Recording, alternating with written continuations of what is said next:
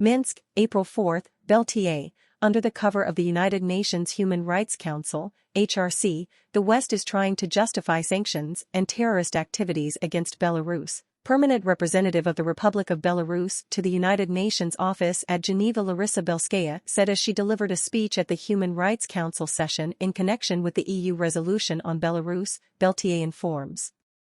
The reasons for presenting the resolution on Belarus at the ongoing session of the HRC, just like 2 years ago, have little to do with human rights in my country.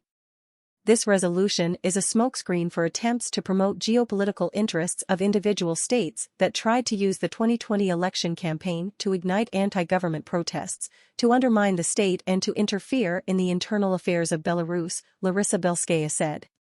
She emphasized that the resolution is a revenge for the failure to stage a color revolution in Belarus, an attempt to rationalize illegal sanctions against Belarus and its people under the cover of the UN Human Rights Council, and an attempt to justify the West's support for extremist and terrorist activities aimed at destroying the Belarusian state.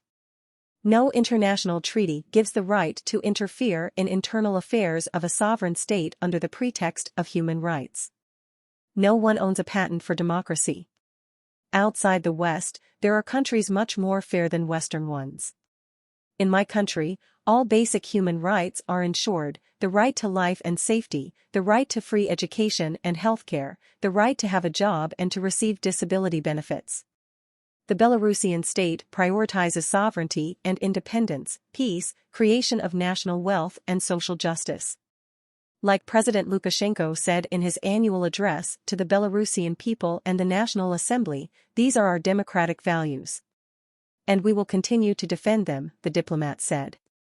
Larisa Belskaya noted that Belarus honors its international commitments in the field of human rights and recognizes the importance of international human rights monitoring mechanisms.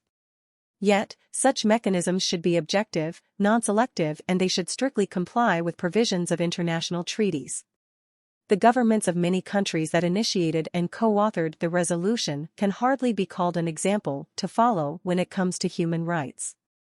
Naturally, the developments of recent years in certain countries of North America and Europe include violent crackdowns on protests against the social and economic policy, election scandals, and judicial persecution of opponents, crimes motivated by bias against race, the destruction of indigenous peoples, and other examples of true democracy should be subject to an objective investigation and accountability for those responsible for human rights violations.